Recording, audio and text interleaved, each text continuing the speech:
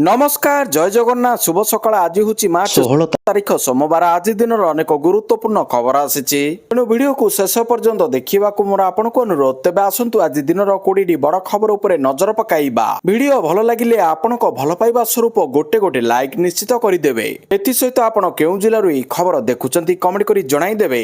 आज प्रथम खबर मध्यप्राच्य देशगुड़िक द्वादश श्रेणी बोर्ड परीक्षा बातिल। मध्यप्राच्य युद्ध मध्य सीबीएसई द्वादश श्रेणी परीक्षा बातिल करिछि।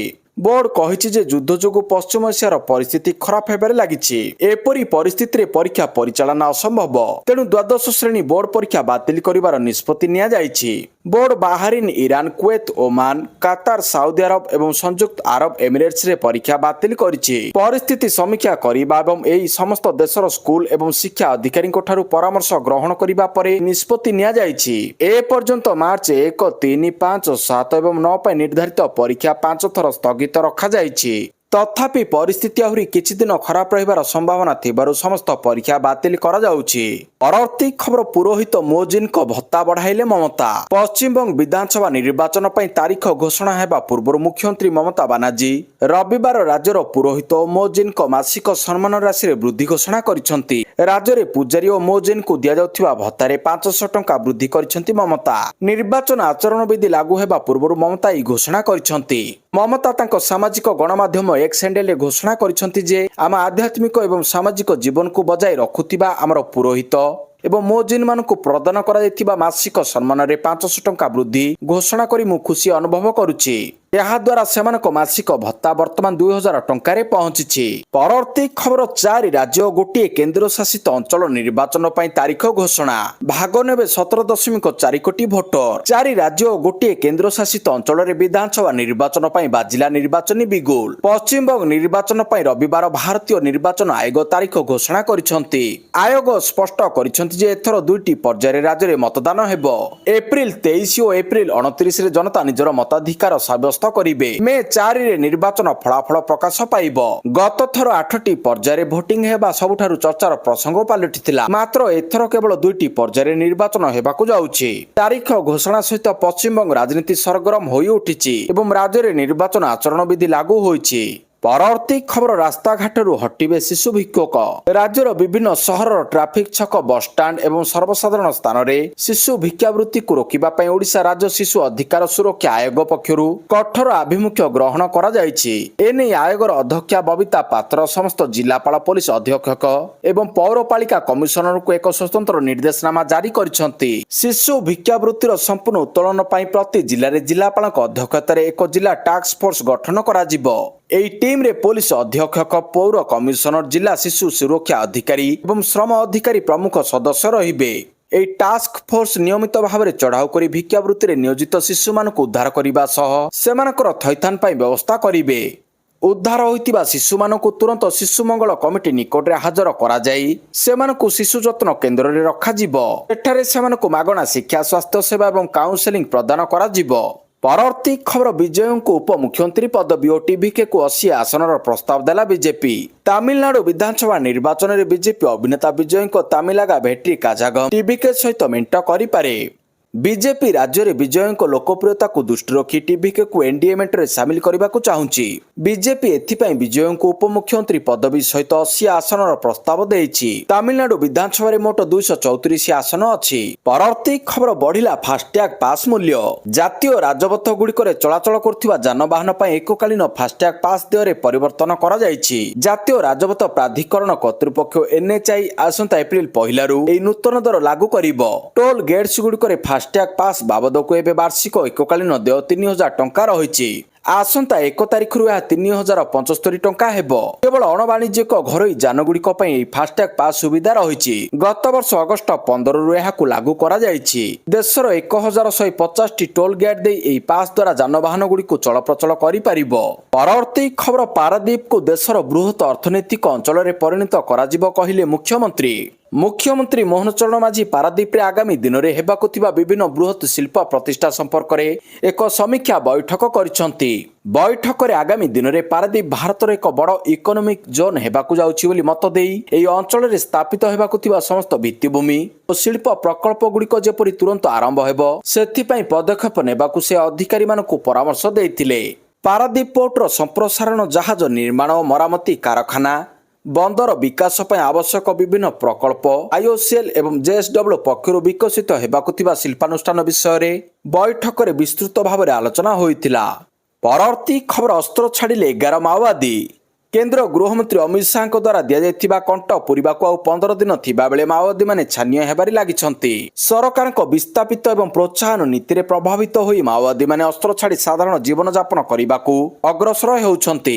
ଏହି କ୍ରମରେ ସରକାରଙ୍କୁ ଏକ ବଡ଼ ସଫଳତା ମିଳିଲା। କଳାହାଣ୍ଡି ଜିଲ୍ଲାର ଭବାନୀପାଟଣା ସ୍ଥିତ ରିଜର୍ଭ ପୋଲିସ ଲାଇସେନ୍ସରେ ଆୟୋଜିତ ଏକ ସ୍ୱତନ୍ତ୍ର କାର୍ଯ୍ୟକ୍ରମରେ 11 ଜଣ ହାର୍ଡକୋର ମାଓବାଦୀ ବରିଷ୍ଠ ଅଧିକାରୀଙ୍କ ସମ୍ମୁଖରେ ଆତ୍ମସମର୍ପଣ କରିଛନ୍ତି। ପରବର୍ତ୍ତୀ ଖବର ପ୍ରଥମ ଟି20 ଦକ୍ଷିଣ ଆଫ୍ରିକାଠାରୁ ନ୍ୟୁଜିଲାଣ୍ଡ। ଦକ୍ଷିଣ ଆଫ୍ରିକା ପୁରୁଷ କ୍ରିକେଟ ଦଳର ନ୍ୟୁଜିଲାଣ୍ଡ ଗସ୍ତ ବିଜୟରୁ ଆରମ୍ଭ ହୋଇଛି, ହେଲେ ମହିଳା ଦଳ ପରାଜୟର ମୁହଁ ଦେଖିଛି।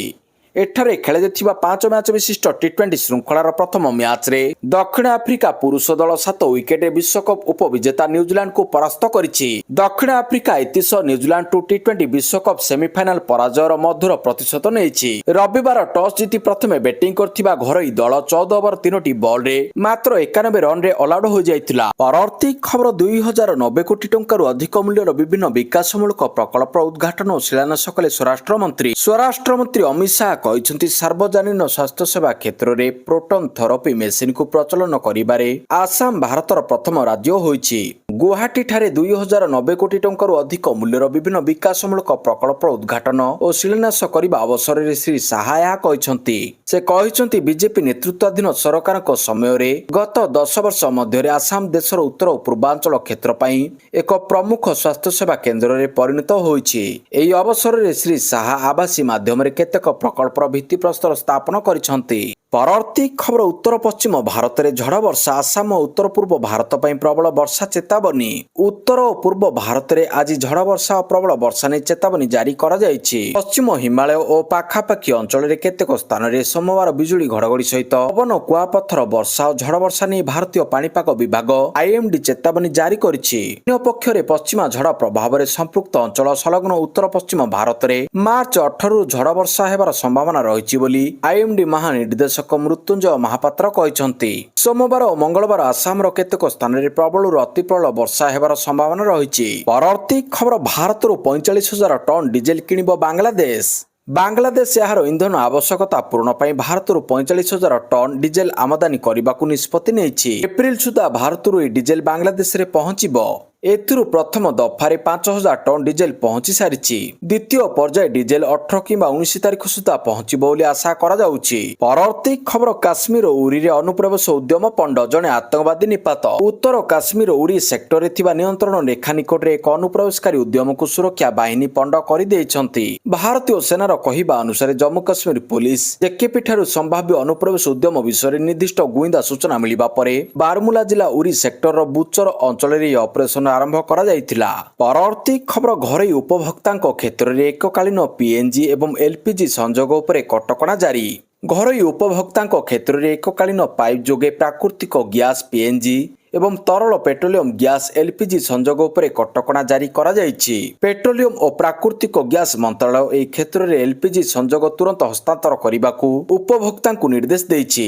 ମନ୍ତ୍ରାଳୟ ପକ୍ଷରୁ ଏହି ସଂକ୍ରାନ୍ତ ବିଜ୍ଞପ୍ତି ଜାରି କରାଯାଇଛି। ପିଏନ୍ଜି ସଂଯୋଗ ଥିବା ଘରୋଇ ଉପଭୋକ୍ତାଙ୍କ କ୍ଷେତ୍ରରେ ଏଲ୍ପିଜି ସଂଯୋଗକୁ କାର୍ଯ୍ୟକାରୀ ରଖିବା କିମ୍ବା ସରକାରୀ ତୈଳ କମ୍ପାନୀ ଓ ସେମାନଙ୍କର ଅଧିକୃତ ବିତରକଙ୍କ ଠାରୁ ଏଲ୍ପିଜି ସିଲିଣ୍ଡର ରିଫିଲ୍ କରିବା ପାଇଁ ଅନୁମତି ଦିଆଯିବ ନାହିଁ ବୋଲି ବିଜ୍ଞପ୍ତିରେ ସ୍ପଷ୍ଟ କରାଯାଇଛି। ଏପରିକି ପୂର୍ବରୁ ପିଏନ୍ଜି ସଂଯୋଗ ଥିବା ଘରୋଇ ଉପଭୋକ୍ତାଙ୍କୁ ଭବିଷ୍ୟତରେ ନୂତନ ଏଲ୍ପିଜି ସଂଯୋଗ ପ୍ରଦାନ କରାଯିବ ନାହିଁ ବୋଲି ମନ୍ତ୍ରାଳୟ କହିଛି। ପରବର୍ତ୍ତୀ ଖବର ବିବାହ ବନ୍ଧନରେ ଆବଦ୍ଧ ହୋଇଛନ୍ତି କୁଲଦୀପ ଯାଦବ। ଭାରତର ଷ୍ଟାର ସ୍ପିନର କୁଲଦୀପ ଯାଦବ ବିବାହ ବନ୍ଧନରେ ଆବଦ୍ଧ ହୋଇଛନ୍ତି। କୁଲଦୀପ ପିଲାଦିନର ପ୍ରେମିକା ବଂଶିକା ଚଢ଼ାଙ୍କ ସହ ବିବାହ ବନ୍ଧନରେ ଆବଦ୍ଧ ହୋଇଥିଲେ। ଏହି ରାଜକୀୟ ବିବାହ ଉତ୍ତରାଖଣ୍ଡର ମସୁରୀର ବିଳାସପୂର୍ଣ୍ଣ ସାବେଇ ହୋଟେଲରେ ଅନୁଷ୍ଠିତ ହୋଇଥିଲା। ଏହି ଉତ୍ସବରେ ଉଭୟ ପରିବାର ନିକଟତମ ବନ୍ଧୁ ଏବଂ ଅନେକ କ୍ରିକେଟ ଜଗତର ପ୍ରସିଦ୍ଧ ବ୍ୟକ୍ତି ଉପସ୍ଥିତ ଥିଲେ। ବିବାହରେ ୟୁଜବେନ୍ଦ୍ର ଚହଲ ତାଙ୍କ ସ୍ୱତନ୍ତ୍ର ପ୍ରଦର୍ଶନ ପାଇଁ ଖବରରେ ଥିଲେ। ଚହଲ ତିଲକ ବର୍ମାଙ୍କ ସହିତ ନୃତ୍ୟ କରି ସମସ୍ତଙ୍କ ଦୃଷ୍ଟି ଆକର୍ଷଣ କରିଥିଲେ। ପରବର୍ତ୍ତୀ ଖବର ପାକିସ୍ତାନ କ୍ରିକେଟ ଦଳର ମୁଖ୍ୟ ପ୍ରଶିକ୍ଷକ ହେବେ Sarfaraz. Pakistani wicketkeeper batter Sarfaraz Ahmed ଅନ୍ତର୍ଜାତୀୟ କ୍ରିକେଟରୁ ଅବସର ଘୋଷଣା କରିଛନ୍ତି। ଏହାପରେ ତାଙ୍କୁ ପାକିସ୍ତାନ କ୍ରିକେଟ ଦଳର ମୁଖ୍ୟ ପ୍ରଶିକ୍ଷକ ନିଯୁକ୍ତ କରାଯିବାର ସମ୍ଭାବନା ରହିଛି। ଡିସେମ୍ବର 2023ରେ ସେ ଅଷ୍ଟ୍ରେଲିଆ ବିପକ୍ଷରେ ନିଜର ଶେଷ ଟେଷ୍ଟ ଖେଳିଥିଲେ। ରେକର୍ଡରେ ତାଙ୍କୁ ପାକିସ୍ତାନ ଚୟନ କମିଟିର ସଦସ୍ୟ ନିଯୁକ୍ତ କରାଯାଇଥିଲା। ସେ ମଧ୍ୟ ପାକିସ୍ତାନ 19 ବର୍ଷରୁ କମ୍ ଦଳର ମ୍ୟାନେଜର ଓ ଉପଦେଷ୍ଟା ଅଛନ୍ତି। ପୂର୍ବତନ ଅଲରାଉଣ୍ଡର ଆଜାର ମହମ୍ମଦ ଚୁକ୍ତି ମିଆଦ ଶେଷ ହେବା ପରେ ଏବେ ପାକିସ୍ତାନ ବରିଷ୍ଠ ଦଳର ମୁଖ୍ୟ ପ୍ରଶିକ୍ଷକ ପଦ ଖାଲି ରହିଛି। ପରବର୍ତ୍ତୀ ଖବର କାଳବୈଶାଖୀ ଉଡାଇଲା ଅଟୋ, ଭାଙ୍ଗିଲା ବିଦ୍ୟୁତ ଖୁଣ୍ଟ, 10ରୁ ଉର୍ଦ୍ଧ୍ୱ ଆହତ। ରାଜ୍ୟର ବିଭିନ୍ନ ସ୍ଥାନରେ ରବିବାର ଅପରାହ୍ନରେ କାଳବୈଶାଖୀ ବର୍ଷା ହୋଇଥିଲା। ପ୍ରବଳ ପବନ ଯୋଗୁଁ ଅନେକ ସ୍ଥାନରେ ଚାଳଘର ଭାଙ୍ଗିଛି। ସେହିପରି କାରକୁ କ୍ଷତି ପହଞ୍ଚାଇଥିବା ବେଳେ ବିଦ୍ୟୁତ ଖୁଣ୍ଟ ଭାଙ୍ଗିଛି। ମୟୂରଭଞ୍ଜ ଜିଲ୍ଲା କରଞ୍ଜିଆ ବ୍ଲକ କିଆପଣା ପଶିରେ କାଳବୈଶାଖୀର ତାଣ୍ଡବ ଦେଖିବାକୁ ମିଳିଥିଲା। ଏଠାରେ କାର ଓ ଅଟୋକୁ କାଳବୈଶାଖୀ ପ୍ରଭାବିତ କରିଥିବା ବେଳେ ଚାଳ ଛପର ଘର ଉଡାଇ ଦେଇଛି। ଅନ୍ୟପଟେ ବିଦ୍ୟୁତ ଖୁଣ୍ଟ ଭାଙ୍ଗିଥିବା ବେଳେ 10ରୁ ଅଧିକ ଲୋକ ଆହତ ହୋଇଛନ୍ତି। ପରବର୍ତ୍ତୀ ଖବର, ନେତାନ୍ୟାହୁଙ୍କ ମୃତ୍ୟୁ ଗୁଜବକୁ ଖଣ୍ଡନ କଲା ନେତାନ୍ୟାହୁଙ୍କ କାର୍ଯ୍ୟାଳୟ। ଇସ୍ରାଏଲ, ଆମେରିକା ଓ ଇରାନ ମଧ୍ୟରେ ବଢୁଥିବା ବିବାଦ ମଧ୍ୟରେ ଇସ୍ରାଏଲ ପ୍ରଧାନମନ୍ତ୍ରୀଙ୍କୁ ହତ୍ୟା କରାଯାଇଥିବା ନେଇ ସୋସିଆଲ ମିଡିଆରେ ଭାଇରାଲ ହୋଇଥିବା ଖବରକୁ ବେଞ୍ଜାମିନ ନେତାନ୍ୟାହୁଙ୍କ କାର୍ଯ୍ୟାଳୟ ଶନିବାର ଖାରଜ କରିଛି। ତୁର୍କୀର ଆନାଡୋଲୁ ଏଜେନ୍ସିର ଏକ ପ୍ରଶ୍ନର ଉତ୍ତରରେ ପ୍ରଧାନମନ୍ତ୍ରୀଙ୍କ କାର୍ଯ୍ୟାଳୟ ଏହି ଦାବିକୁ ଖଣ୍ଡନ କରିଛି। ଏଗୁଡ଼ିକ ମିଥ୍ୟା ଖବର। ପ୍ରଧାନମନ୍ତ୍ରୀ ଭଲ ଅଛନ୍ତି ବୋଲି କାର୍ଯ୍ୟାଳୟ କହିଛି। ପରବର୍ତ୍ତୀ ଖବର, ବିଦେଶୀ ନିବେଶକ ପ୍ରତ୍ୟାହାର କଲେ 52,704 କୋଟି। ଚଳିତ ମାସର 13 ଦିନରେ ବିଦେଶୀ ପୋର୍ଟଫୋଲିଓ ନିବେଶକମାନେ ଭାରତୀୟ ଇକ୍ୱିଟି ବଜାରରୁ 52,704 କୋଟି ଟଙ୍କା ପ୍ରତ୍ୟାହାର କରିଛନ୍ତି। ମଧ୍ୟପ୍ରାଚ୍ୟରେ ଯୁଦ୍ଧ ଚାଲିଥିବାରୁ ନିଜ ପାଣ୍ଠି ବୁଡ଼ିଯିବା ଆଶଙ୍କା କରି ସେମାନେ ତାହାକୁ ଅନ୍ୟତ୍ର ନେଇଯାଉଛନ୍ତି। ଯୁଦ୍ଧ ପ୍ରଭାବରେ ଡଲାର ତୁଳନାରେ ଭାରତୀୟ ଟଙ୍କା ଦୁର୍ବଳ ହୋଇଛି। ଏଥିସହିତ ଅଶୋଧିତ ତୈଳ ମୂଲ୍ୟରେ ବୃଦ୍ଧି ଦେଶର ଅର୍ଥନୈତିକ ଅଭିବୃଦ୍ଧି ଓ କର୍ପୋରେଟ ଆୟ ପ୍ରତି ବିପଦ ସୃଷ୍ଟି କରିଛି। ବିଦେଶୀ ନିବେଶକମାନେ ମାର୍ଚ୍ଚରେ କାରବାର ହୋଇଥିବା ପ୍ରତ୍ୟେକ ଦିନ ସେୟାର ବିକ୍ରି କରିଥିଲେ। ମାର୍ଚ୍ଚ 1ରୁ 13 ମଧ୍ୟରେ ସେମାନେ 52,000 କୋଟି ଟଙ୍କା ପ୍ରତ୍ୟାହାର କରିଥିଲେ। ପରବର୍ତ୍ତୀ ଖବର, ପଦ୍ମ ପୁରସ୍କାର 2027 ପାଇଁ ନାମାଙ୍କନ ଆରମ୍ଭ। ଗଣତନ୍ତ୍ର ଦିବସ 2027 ଅବସରରେ ଘୋଷଣା ହେବାକୁ ଥିବା ପଦ୍ମ ପୁରସ୍କାର 2027 ପାଇଁ ନାମାଙ୍କନ ସୁପାରିଶ ପ୍ରକ୍ରିୟା 15 ମାର୍ଚ୍ଚ 2024ରୁ ଆରମ୍ଭ ହୋଇଛି। ଏହି ପୁରସ୍କାର ପାଇଁ ନାମାଙ୍କନର ଶେଷ ତାରିଖ 31 ଜୁଲାଇ 2026 ରହିଛି। ପଦ୍ମ ପୁରସ୍କାର ପାଇଁ ସମସ୍ତ ନାମାଙ୍କନ ଓ ସୁପାରିଶ କେବଳ ରାଷ୍ଟ୍ରୀୟ ପୁରସ୍କାର ପୋର୍ଟାଲ ମାଧ୍ୟମରେ ଅନଲାଇନରେ ଗ୍ରହଣ କରାଯିବ। ପଦ୍ମ ପୁରସ୍କାର ଯଥା ପଦ୍ମ ବିଭୂଷଣ, ପଦ୍ମ ଭୂଷଣ ଏବଂ ପଦ୍ମଶ୍ରୀ ଦେଶର ସର୍ବୋଚ୍ଚ ନାଗରିକ ପୁରସ୍କାର ମଧ୍ୟରେ ଅନ୍ତର୍ଭୁକ୍ତ। 1954 ମସିହାରେ ପ୍ରତିଷ୍ଠିତ ଏହି ପୁରସ୍କାର ଗୁଡ଼ିକ ପ୍ରତିବର୍ଷ ଗଣତନ୍ତ୍ର ଦିବସ ଅବସରରେ ଘୋଷଣା କରାଯାଏ।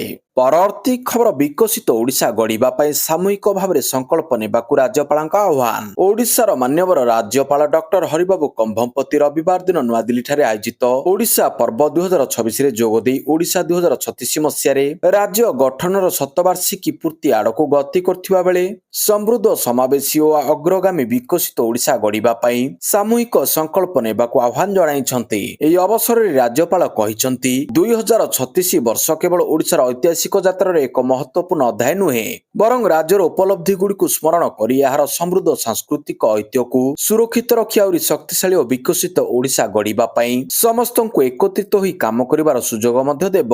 ରାଜ୍ୟପାଳ ଏହା ମଧ୍ୟ କହିଥିଲେ ଯେ ନୂଆଦିଲ୍ଲୀରେ ଆୟୋଜିତ ଓଡ଼ିଶା ପର୍ବରେ ଯୋଗଦେବା ତାଙ୍କ ପାଇଁ ଅତ୍ୟନ୍ତ ଆନନ୍ଦ ଓ ଗୌରବର ବିଷୟ। ପରବର୍ତ୍ତୀ ଖବର, ଦାଶରଥୀ ଗମାଙ୍ଗଙ୍କ ସଭ୍ୟପଦ ରଦ୍ଦ ଚେତାବନୀ। ଆଜି ସକାଳ 9ଟା ସୁଦ୍ଧା ଯୋଗାଯୋଗ କରିବାକୁ ନିର୍ଦ୍ଦେଶ।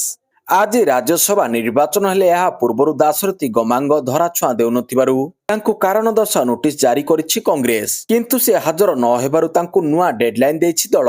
ସୋମବାର ଅର୍ଥାତ୍ ଆଜି ସକାଳ 9ଟା ସୁଦ୍ଧା ଯୋଗାଯୋଗ କରିବାକୁ ନିର୍ଦ୍ଦେଶ ରହିଛି।